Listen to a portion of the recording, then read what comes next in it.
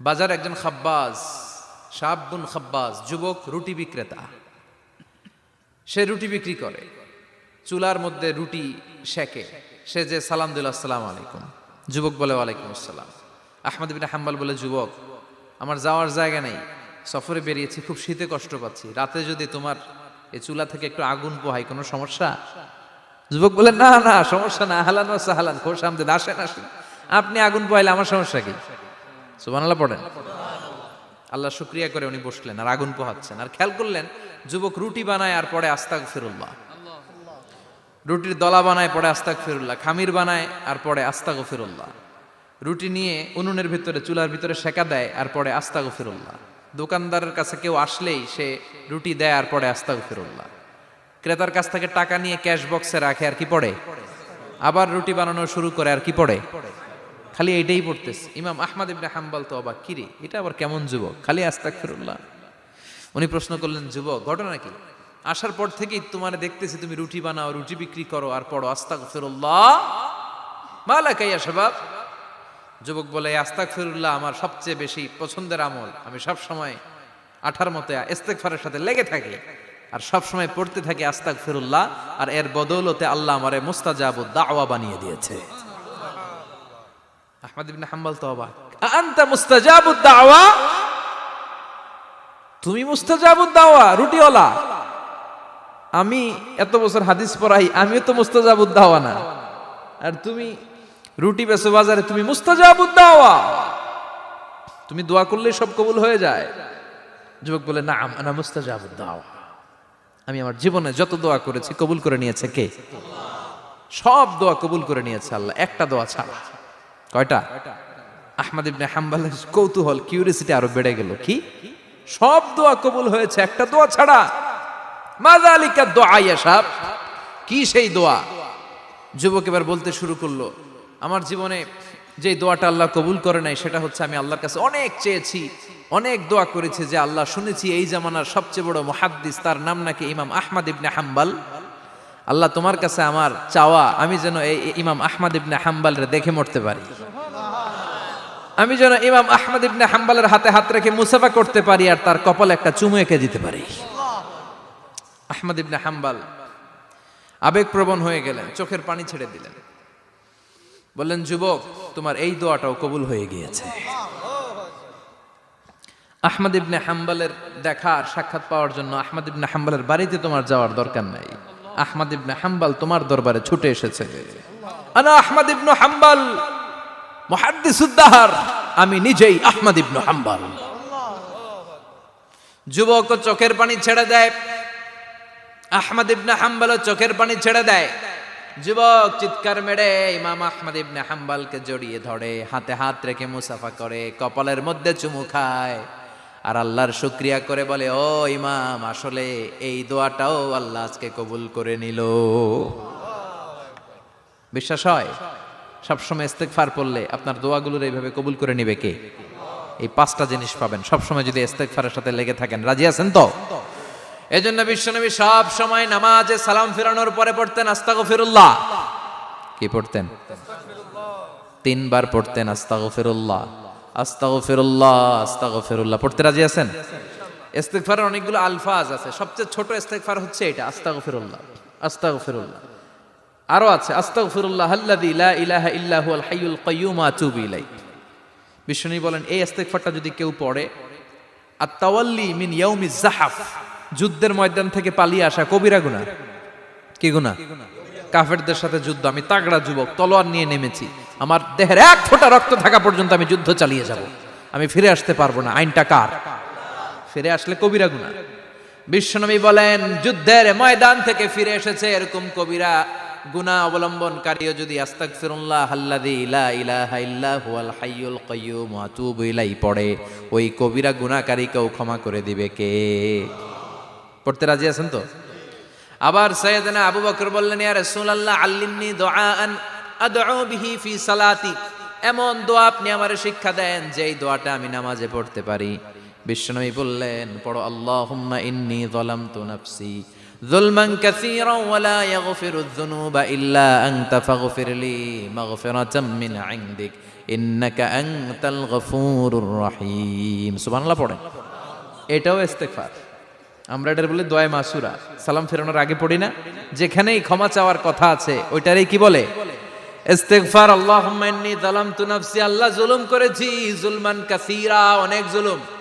ওয়ালা ইয়াগফিরুয যুনুবা ইল্লা আনতা, তুমি ছাড়া এই গুনাহ ক্ষমা করার তো কেউ নাই। ফাগফিরলি মাগফিরাতাম মিন ইনদিক, তোমার দয়ায় আমারে ক্ষমা করে দাও। ইন্নাকা আনতাল গফুরুর রহিম, তুমি হলা ক্ষমাশীল। ঠিক কি না?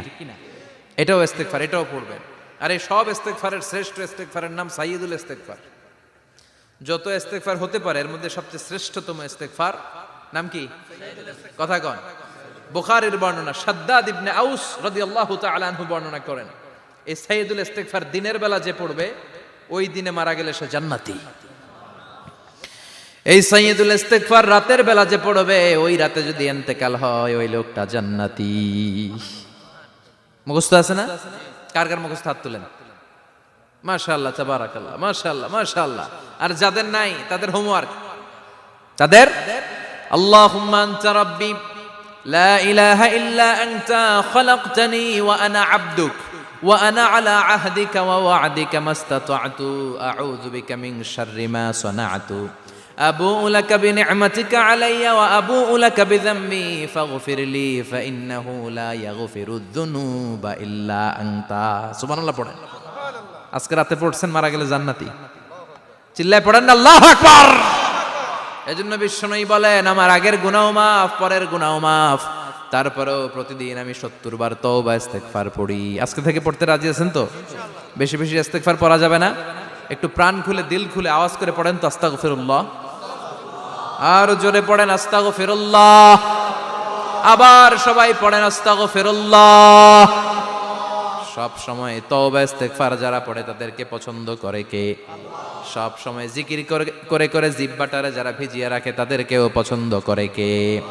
আল্লাহ বলেন, ওয়াযকুর রাব্বাকা ফি নাফসিকা তাদাররুআন ওয়া খীফাতান ওয়া দুনাল জাহরি মিনাল কওলি বিল গুদুওয়ি ওয়াল আসাল ওয়া লা তাকুম মিনাল গাফিলিন। সুবহানাল্লাহ পড়েন। আল্লাহ বলেন, ওয়াযকুর রাব্বাকা ফি নাফসিক, আল্লাহরে মনে মনে ডাকো। তাদাররুআন ওয়া খীফা, আল্লাহর জিকির করতে আল্লাহ বলেছেন ফি নাফসিক। বুঝতেছেন না অর্থ? ফি নাফসিকা, মনে মনে আল্লাহর জিকিরটা করো। তাদাররুআন ওয়া খীফা, তাদাররুআন মানে বিনয়ের সাথে, with full of humility, submission and humbleness. বিনয়ের সাথে আল্লাহরে ডাকো। ওয়া খীফা, গোপনে গোপনে ডাকো। দুনাল জাহারি মিনাল কওল, চিৎকার চেঁচামেচি করে ডেকো না। কার কথা? আওয়াজ করে জিকির করো না। এই যে আমরা মাহফিলে লা ইলাহা ইল্লাল্লাহর জিকির করে, এটা তালিমান। উদ্দেশ্য কি? তালিমের জন্য আওয়াজ করে জিকির জায়েজ আছে, কিন্তু ব্যক্তিগত জিকিরের যে ইবাদতটা এটা আস্তে আস্তে হইতে হবে, এটা ভদ্রভাবে হতে হবে, চিল্লাচিল্লি করে নয়। আবার তালিমের জিকির ওইটাও ভদ্রভাবে। ইন্নাল্লাহা জামিল ইউহিব্বুল জামাল, আমার আল্লাহ সুন্দর, আমার আল্লাহর জিকিরের মধ্যেও সৌন্দর্য আছে না নাই? কিন্তু এদেশে জিকিরের ভেতরে লাফালাফি আছে না নাই? বেশি না কম? কি বসেন বসেন, হ্যাঁ বসে যান তো, অনেক ধরনের আছে জিকির। হ্যাঁ বসেন বসেন, বসে যান। হ্যাঁ হাইবার আলী, এটা কি আবার জালালি? তো এই যে ইন্নাল্লাহা জামিল ইউহিব্বুল জামাল, আমার আল্লাহ সুন্দর, আমার আল্লাহর জিকিরের মধ্যেও সৌন্দর্য আছে না নাই? তালিমের উদ্দেশ্যে সবাই মিলে জিকির করা যায়, কিন্তু চিল্লাফাল্লা করা যাবে না, লাফালাফি করা যাবে না, মাথা ডানে বায়ে ঝোলানো যাবে না। ঠিক কি না? কিন্তু লাফালাফির জিকির আছে না নাই? লাফাইতে লাফাইতে, হ্যাঁ গাছের আগায় বাঁশের আগায়। আবার যিনি জিকির পরিচালনা করে ওনার কান্দে যাই ওঠে, আছে না নাই? বিশ্বনবী সাহাবীদের নিয়ে জিকির করছেন, সাহাবারা লাফাতে লাফাতে খেজুর গাছের আগায়। হাদিসে আছে না এটা? বিশ্বনবী সাহাবাদেরকে নিয়ে জিকির করছেন, লাফাতে লাফাতে আবু বকর বিশ্বনবীর কান্দের উপরে। আছে হাদিসে আছে? এটা জিকির নয়। কি সুন্দর দেখেন, ইসলাম বোঝা কত সহজ। ওয়াযকুর রাব্বাকা ফি নাফসিকা তাদাররুআন ওয়া খীফা, গোপনে জিকির করো, ভদ্রতার সাথে বিনয়ের সাথে জিকির করো। ওয়ালা তাকুম মিনাল গাফিলিন দুনাল জাহারি মিনাল কওল। চিৎকার চেঁচামেচি করে জিকির করো না। যারা চিকফাল দিয়ে হই হই হই হই করে, আছে না? হই হই হই হই হই হইয়ের ভিতরে আল্লাহর নাম আছে? হ্যাঁ, এই যে হুই হাই হুই হাই এই স্টাইলের যে জিকির, এটার ভিতরে আমার আল্লাহর নাম আছে? আল্লাহর নাম যদি না থাকে ওইটা জিকির হবে? কথা বলেন। বিষ্ণু বললেন খবরদার, চিৎকার চেঁচামেচি করে লাফালাফি করে যারা জিকির করে এরা মনে করে আল্লাহ কানে শোনে না। কথা বলেন। আপনি গোপনেও আল্লাহর ডাকলে আপনার ডাকে সাড়া দিবে কে? এজন্য রাব্বুল আলামিন বলেন ফাযকুরুনি আযকুরকুম ওয়াশকুরুলি ওয়ালা তাকফুরুন। বান্দা আমার জিকির তোমরা করো, আমিও তোমাদের জিকির করব, ঠিক কি না? আমরা যদি আল্লাহর জিকির করি আমাদের জিকির করে কে? সুবহানাল্লাহ কইবেন না? আমরা আল্লাহর জিকির করে আল্লাহ নাকি আমাদের জিকির করে, জানো তো না কথা এটা। আবার হাদিসে কুদসিতে আল্লাহ বললেন ফাইন যাকারানি ফি নাফসি যাকারতুহু ফি নাফসি।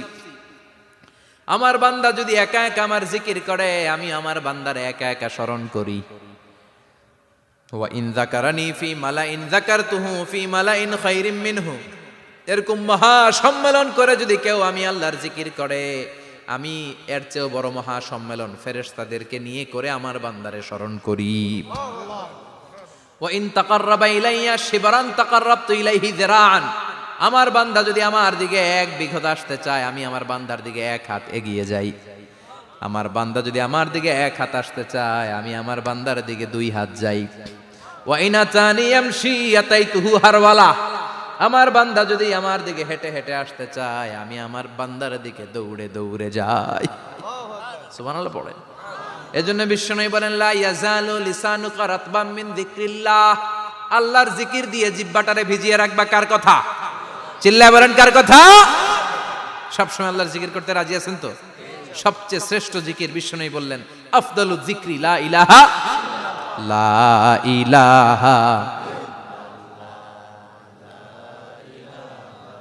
লা ইলাহা ইল্লাল্লাহু মুহাম্মাদুর রাসূলুল্লাহ সাল্লাল্লাহু। সবচাইতে শ্রেষ্ঠ জিকির লা ইলাহা। এর চেয়ে শ্রেষ্ঠ জিকির আছে? কথা বলেন। বিশ্বনবী বললেন মান ক্বালা লা ইলাহা ইল্লাল্লাহ সিদকান মিন কলবিহি। একনিষ্ঠতার সাথে অন্তর থেকে কেউ যদি জীবনে একবার বলে লা ইলাহা ইল্লাল্লাহ দাখালাল জান্নাহ। তার যদি পাপ থাকে অন্যায় থাকে ওই পাপ আর অন্যায়ের শাস্তিগুলার পরে কোনো না কোনো দিন আমার ওই বান্দা জান্নাতে ঢুকবে। একবার যদি খালিসান মিন কলবিহি সে পড়ে লা ইলাহা ইল্লাল্লাহ তার জন্য জান্নাতকে অবধারিত করে দিয়েছে কে? আবার এটার নাম আল্লাহ দিয়েছে কালিমায়ে। কথা বলেন। দরাবাল্লাহু মাসালান কালিমাতান তাইয়িবাতান কাশাজারাতিন তাইয়িবাতিন আসলুহা সাবিতুন ওয়া ফারউহা ফিস সামা। সুবহানাল্লাহ। পবিত্র বাণী এটা কালিমায়ে তাইয়িবা। আবু সাঈদ আল খুদরি থেকে বর্ণিত, মুস্তাদরেকে হাকিম আর সহিহ ইবনে হিব্বানে এসেছে। বিশ্বনবী বলেন মুসা আলাইহিস সালাম আল্লাহর একবার প্রশ্ন করলেন ইয়া রাব আল্লিমনি দুআআন আদউ বিহি। আপনি আমার এমন একটা জিকির শিক্ষা দেন যে এই জিকির দিয়ে আমি শুধু আপনার জিকির করব, কেউ এই জিকির করতে পারবে না। এই জিকির জানবো শুধু আমি আর জানবেন। কথা কোন? প্রশ্ন করছে কে? হ্যাঁ, কাকে করেছে? আল্লাহ এমন একটা জিকির শিখান যেই জিকির কেউ জানে না আমি জানবো, আর ওই জিকির দিয়ে প্রাণ ভরে আপনারে ডাকবো। আল্লাহ বললেন মুসা পড়ো লা ইলাহা লা ইলাহা ইল্লাল্লাহু মুহাম্মাদুর রাসূলুল্লাহ। মুসা আলাইহিস সালাম বললেন আল্লাহ চাইলাম কি, কইলেন কি? লা ইলাহা তো জাতীয় জিকির, এটা তো আন্তর্জাতিক জিকির, এটা জানে না এমন কেউ নাই। এমনকি হিন্দু ভাইরাও জানে। কথা কন। আল্লাহ আমি তো চাইছিলাম এক্সক্লুসিভ, আমার জন্য স্পেশাল, এর চেয়ে সুন্দর আর কেউ জানবে না। এত সুন্দর একটা জিকির আপনি দিবেন, এটা আমি ডাকবো আপনারে আর আপনি শুনবেন। আল্লাহ বললেন মুসা এর চেয়ে দামি আমার কাছে নাই। লাউ তাদউ লা ইলাহা ইল্লাল্লাহ ফি কাফা। লা ইলাহা রে যদি মুসা এক পাল্লায় রেখে দাও, ওয়াস সামাওয়াতু সাবউ ওয়াল আরদিন, সাত আকাশ সাত জমিন যদি আরেক পাল্লায় রেখে দাও, লা ইলাহা এক পাল্লায়, 7 আকাশ 7 জমিন আর এক পাল্লায় ওজন যদি দাও, লা রাজাহাত কাফাতু লা ইলাহা ইল্লাল্লাহ, মুসা দেখবা মুহূর্তের মধ্যে লা ইলাহা ইল্লাল্লাহর পাল্লা ভারী হয়ে গেছে।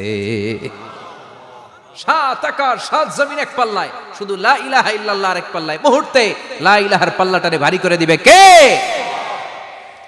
এটা বিপ্লবী বাণী। আমরা এটার ভিক্ষার মধ্যে লাগাইছি। এখন ভিক্ষা করার সময় লা ইলাহা আছে না নাই?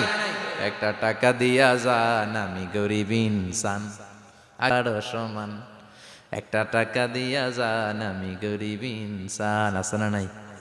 জুমার নামাজের সময় ভিক্ষা করে একটা টাকা দিয়া যান আর লা ইলাহার জিকির লগে, আছে না নাই? এটা আমরা ভিক্ষার জিকির বানাইছি, এটা তো বিপ্লবী বাণী। এই বাণীর পক্ষে যারা, তারা ন্যায় আর সত্যের পক্ষে চিল্লায় বলেন ঠিক কিনা? এই বাণীতে যারা বিশ্বাস করে তারা এক আল্লাহর সামনে মাথা নত করে দেয়। গোটা পৃথিবীর কোন শক্তির সামনে ওই মাথা নত হয় না, ঠিক কিনা? এই লা ইলাহা যারা আমরা মানি, আল্লাহ ছাড়া কারো সামনে মাথা নত করব? কোন শক্তি আমাদের মাথা নত